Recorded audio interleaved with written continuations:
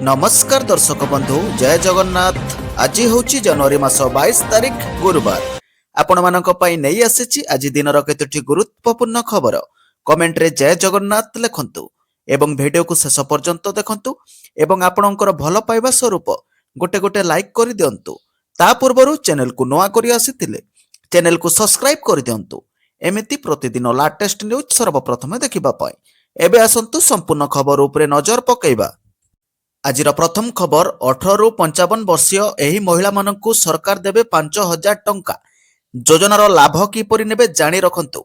भारत सरकार देशर नागरिकंक पई अनेक कल्याणकारी योजना चलाइछंती। एही योजना गुडिक मध्यरु एक गुरुत्वपूर्ण योजना हेउछि प्रधानमंत्री मातृवंदना योजना पीएमएमवीवाई 2026 जनवरी 1 तारिख रे एही योजना 9 वर्ष पूर्ण करिछि। एही योजना अधीन रे गर्भवती महिला और स्तन्यपान कराउथुबा मां माननकु आर्थिक सहायता प्रदान करा जाय। प्रथम संतान पई 5000 टंका और द्वितीय संतान पई बालिका हेले 6000 टंका नगद सहायता मिले। एही योजना महिला और बाल विकास मंत्रालय द्वारा मिशन शक्ति अधीन रे परिचालित हेउछि। योजनार उद्देश्य हैला एही योजनार मुख्य उद्देश्य हेउछि गर्भावस्था और प्रसव पर मां को पर्याप्त आराम देबा। या द्वारा मजूरीर क्षतिपूर्ण हेबा सहित मां और शिशुर स्वास्थ्य और पोषण उन्नत हेब। नगद सहायता माध्यम रे गर्भवती महिला मानकु भल स्वास्थ्य सेवा और पोषण ग्रहण करने को प्रोत्साहित करा जाय। आसंतु जानिबा केउ महिला माने यार लाभ पाई परिबे। गर्भवती महिला माने साधारणतः 19 वर्ष रु अधिक वयस्का प्रथम जीवित संतान पाए समस्त पात्र महिला द्वितीय संतान बालिका हेले अतिरिक्त 6000 टंका गोटे किस्ती रे केंद्र राज्य सरकार पीएसयू रे नियमित चाकरी करुवा महिला माने किंबा पूर्वर समान लाभ पाइथिबा महिला माने पात्र नहंती। आसंतु जानिबा किस्ती केबे और केते टंका मिलिबो। प्रथम संतान पाई 5000 टंका द्वितीय किस्ती रे मिले। केतेक राज्य रे 3 किस्ती रे विभाजित। प्रथम किस्ती 3000 टंका गर्भावस्था पंजीकरण और प्रथम एंटीनांटल चेकअप परे। द्वितीय किस्ती 2000 टंका गर्भावस्थार 6 मास पूर्ण हेबा परे और अति कम रे गोटे एंटीनेंटाल चेकअप परे। द्वितीय बालिका संतान पाई 6000 टंका गोटे किस्ती रे प्रसव परे मिले। समस्त किस्ती डायरेक्ट बेनिफिट ट्रांसफर बा डीबीटी माध्यम रे बैंक अकाउंट रे आसे। आसंतु जानिबा योजनार लाभ किपरि नेबे। गर्भावस्थार प्रथम 3 मास भितरे आवेदन करि पारिबे। निकटस्थ अंगनवाड़ी केंद्र रु फॉर्म भरंतु किंबा ऑफिशियल वेबसाइट pmmvy.wcd.government.in रे लॉगिन करंतु। मोबाइल नंबर दे रजिस्ट्रेशन करंतु और एमसीबी कार्ड सह डॉक्यूमेंट जमा दियंतु। उमंग ऐप माध्यम रे मध्य आवेदन करि पारिबे। एही योजना मां और शिशुर स्वास्थ्य पई एक बड़ सहायक। पात्र महिला माने शीघ्र आवेदन करंतु और समयानुवर्ती चेकअप करांतु। अधिक सूचना पई ऑफिशियल वेबसाइट किंबा अंगनवाड़ी केंद्र को जानतु और सेठी सठिक खबर पांतु बोली खबर दिया जायछि। परवर्ती खबर महिला चलाइबे आम बस। जनवरी 31 रे ड्राइवर तालीम पई पुणे जिबे 20टी महिला।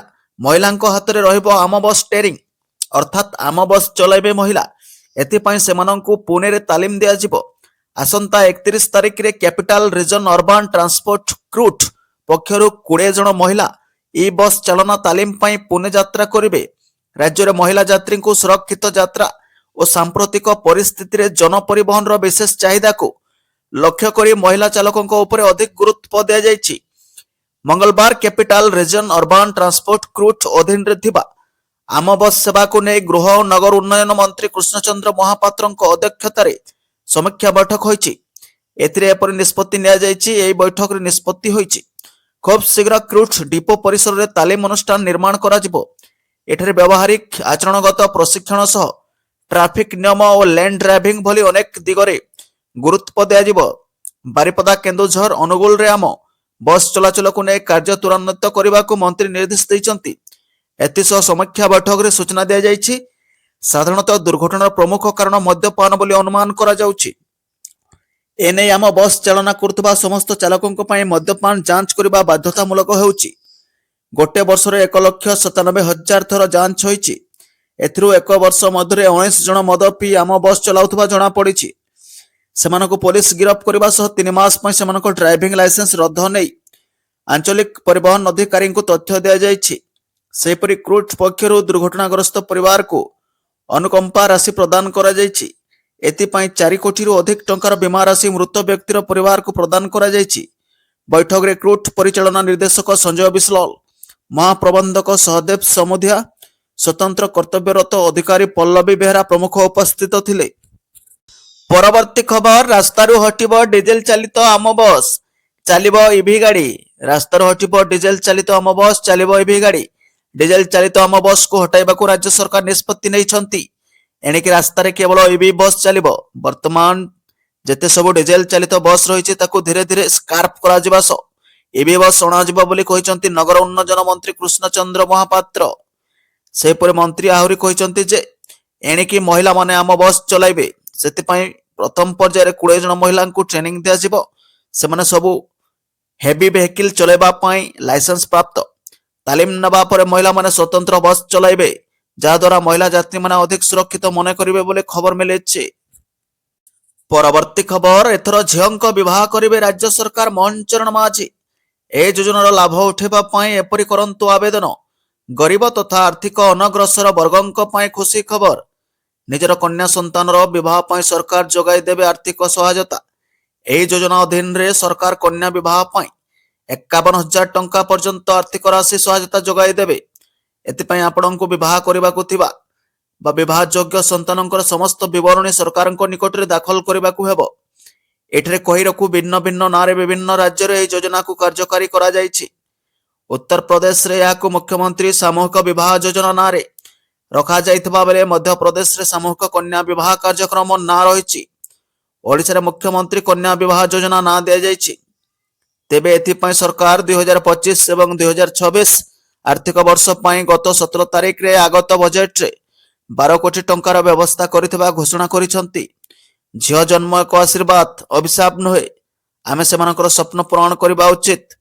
ଓଡ଼ିଆ ପ୍ରଥା ଓ ପରମ୍ପରାରେ ବିବାହ ବ୍ୟୟବହୁଳ ହୋଇଥିବାରୁ ବହୁ ଗରିବ ପରିବାର ଅସୁବିଧାର ସମ୍ମୁଖୀନ ହୋଇଥାନ୍ତି। ଏଥିପାଇଁ ଆମ ସରକାର ମୁଖ୍ୟମନ୍ତ୍ରୀ କନ୍ୟା ବିବାହ ଯୋଜନା ଆରମ୍ଭ କରିଛନ୍ତି ବୋଲି ମୁଖ୍ୟମନ୍ତ୍ରୀ କହିଛନ୍ତି। ମହିଳା ଓ ଝିଅମାନଙ୍କର ମଙ୍ଗଳ ପାଇଁ ଏହି ସବୁ ଯୋଜନା ସୁଭଦ୍ରା ଓ ସୁଭଦ୍ରା ପ୍ଲସ୍ ଯୋଜନାରେ ଅନ୍ତର୍ଭୁକ୍ତ ହୋଇଛି ବୋଲି ମୁଖ୍ୟମନ୍ତ୍ରୀ କହିଛନ୍ତି। ଆସନ୍ତୁ ଜାଣିବା କେଉଁମାନେ ଉଠାଇ ପାରିବେ ଏହାର ଲାଭ। ଗରିବ, ଆର୍ଥିକ ଅନଗ୍ରସର, ଛାଡ଼ପତ୍ର ନେଇଥିବା ମହିଳା ତଥା ବିଧବାମାନେ ଏହାର ଲାଭ ଉଠାଇ ପାରିବେ। ଯୋଗ୍ୟତା, ଆସନ୍ତୁ ଜାଣିବା ଏହାର କ'ଣ କ'ଣ ସବୁ ରହିଛି।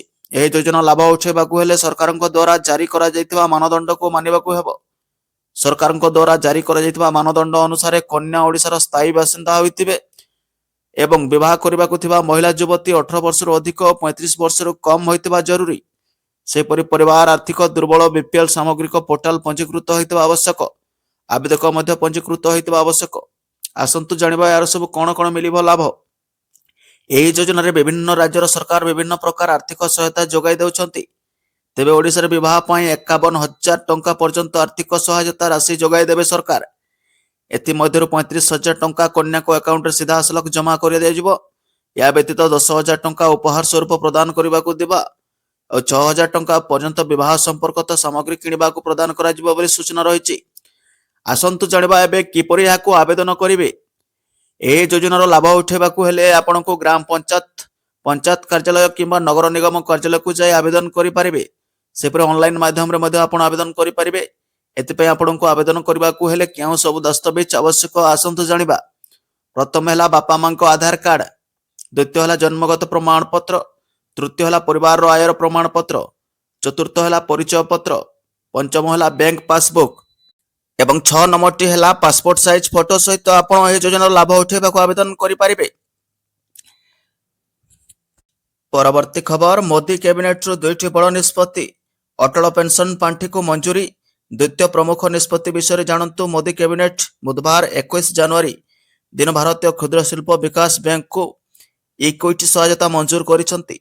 ଏହା ଅଟଳ ପେନସନ ଯୋଜନା ଏପିଓ ଜାରି ରଖିବା ଏବଂ 2030-31 ପର୍ଯ୍ୟନ୍ତ ବିକାଶମୂଳକ କାର୍ଯ୍ୟକଳାପ ପାଇଁ ପାଣ୍ଠି ବୃଦ୍ଧିକୁ ମଧ୍ୟ ଅନୁମୋଦନ କରିଛି।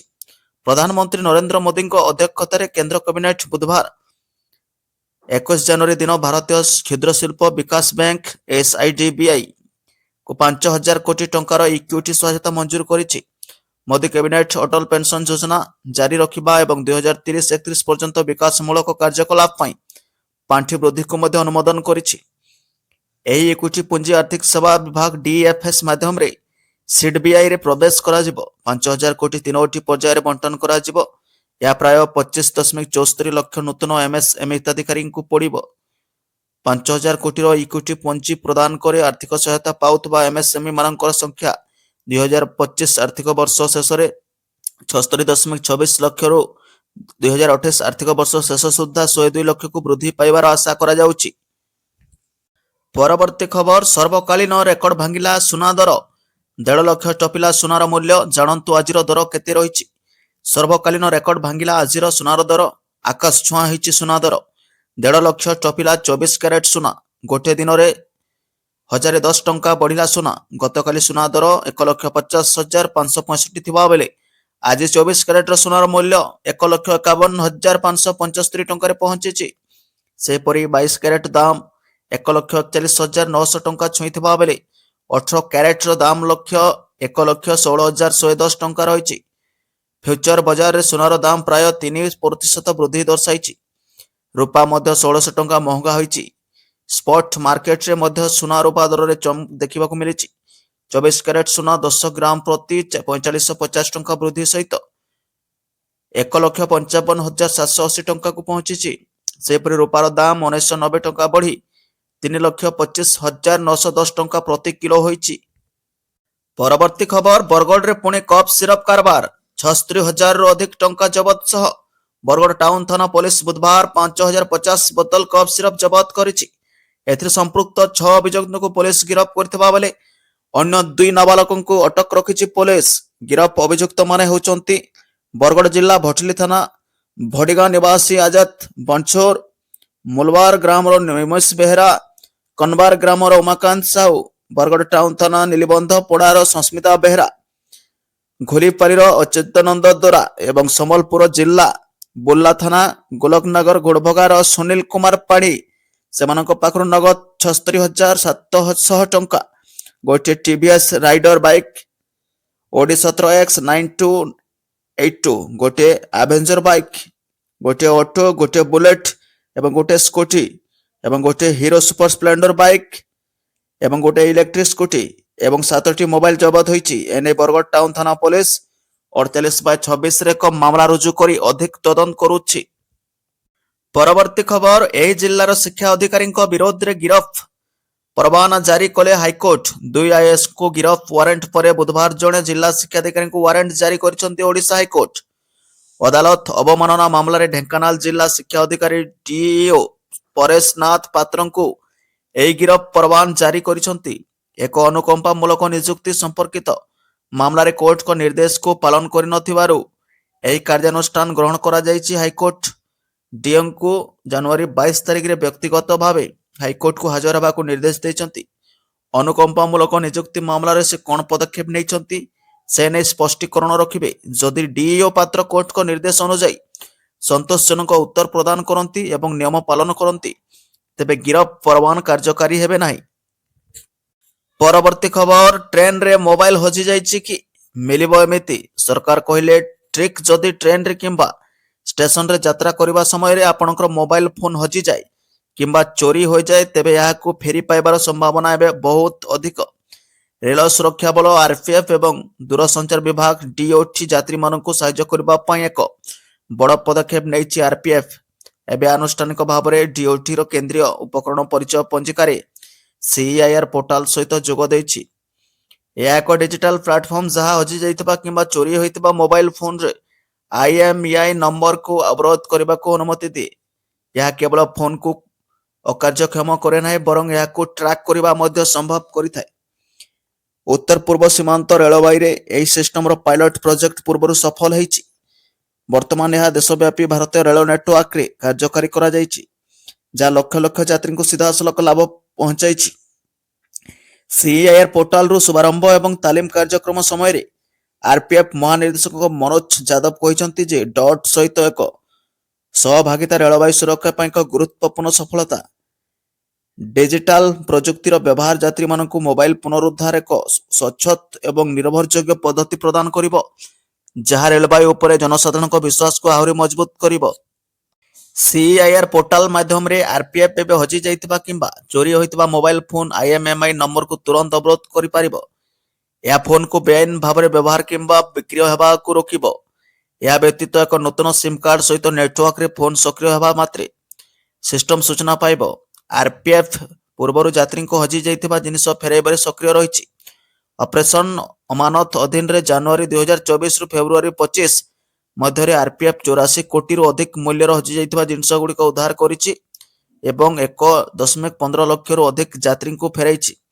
ବର୍ତ୍ତମାନ ସିଆଇଆର୍ ଯୋଡ଼ି ହେବା ସହିତ ମୋବାଇଲ ଫୋନ୍ ପୁନରୁଦ୍ଧାର ଆହୁରି ଦ୍ରୁତ ଏବଂ ଅଧିକ ପ୍ରଭାବଶାଳୀ ହେବା ବୋଲି ଆଶା କରାଯାଉଛି। ହଜିଯାଇଥିବା ମୋବାଇଲ ଫୋନ୍ ବିଷୟରେ ଅଭିଯୋଗ କେଉଁଠି ଏବଂ କିପରି କରିବେ? ଯଦି ଆପଣ ଟ୍ରେନ୍ ଯାତ୍ରା ସମୟରେ ଆପଣଙ୍କର ମୋବାଇଲ ଫୋନ୍ ହଜିଯାଏ, ତେବେ ଆପଣ ରେଳ ମଦତ ପ୍ଲାଟଫର୍ମରେ ଅନଲାଇନ୍ ଅଭିଯୋଗ ଦାଖଲ କରିପାରିବେ କିମ୍ବା 139କୁ କଲ୍ କରିପାରିବେ।